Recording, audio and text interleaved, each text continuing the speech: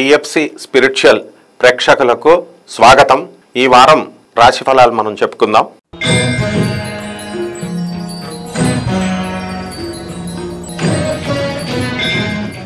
సింహరాశి.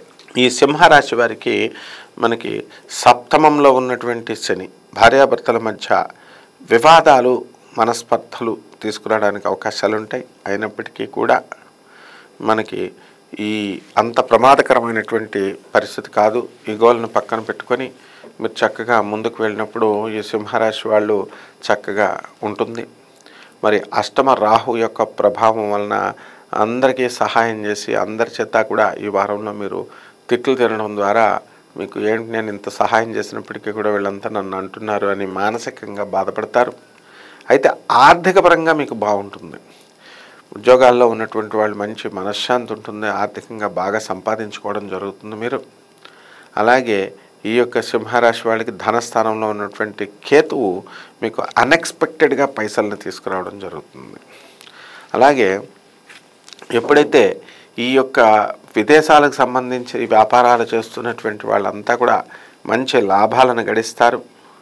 మరి ఈ యొక్క విద్యార్థులు కూడా చాలా చక్కగా చదివే మంచి మార్కులు మీకు తీసుకురావడం చేస్తారు. ఈ వారంలో బంధుమిత్రులంతా కూడా వినోద కార్యక్రమాల్లో పాల్గొనడం జరుగుతుంది. అలాగే సప్తమంలో ఉన్నటువంటి రవి మీకు చక్కటి ప్రభుత్వ పరంగా మీకు అనేకమైనటువంటి స్కీమ్స్లో మీరు సెలెక్ట్ అవ్వడానికి అవకాశాలు ఉంటాయి. ప్రభుత్వ పరంగా మీకు ప్రోత్సాహం అనేటటువంటిది లభిస్తుంది. ఇక ఈ కుటుంబంలో చక్కటి మనశ్శాంతి కనబడుతుంది. మీలో గొప్ప పరిణతి మీకు వచ్చింది అని చెప్పి మిమ్మల్ని అందరూ కూడా కుటుంబ సభ్యులంతా కూడా మిమ్మల్ని సలహాలు అడుగుతుంటే అది మీకు చాలా సంతోషాన్ని కలిగించేలాగా చేస్తుంది. వృత్తి వ్యాపార ఉద్యోగ విషయాల్లో చక్కటి రాణింప కనబడుతుంది. ప్రమోషన్స్ లేనటువంటి వాళ్ళకందరికీ కూడా ప్రమోషన్స్ రావడం జరుగుతుంది. మరి చక్కగా ఈ యొక్క సింహరాశి వాళ్ళు దాన ధర్మాల కార్యక్రమాల్లో ఈ వారంలో పాల్గొంటారు.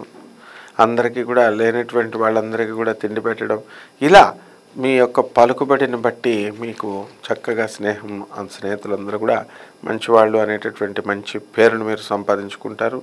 దీని ద్వారా ఈ సోషల్ కనెక్షన్స్తో మీకు లబ్ధి పొందడం మీకు జరుగుతుంది.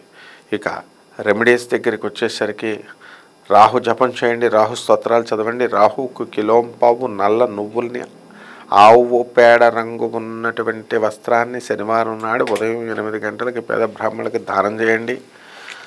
అలాగే రాహుకి కనకదుర్గమ్మ తల్లి యొక్క ఆరాధన చేయాలి. మీరు ఇంట్లో చక్కగా కనకదుర్గమ్మ తల్లి పాదపద్మాలకు మీరు కుంకుమార్చన చేసుకోవడం ద్వారా చాలా బాగుంటుంది. శుభమస్తు.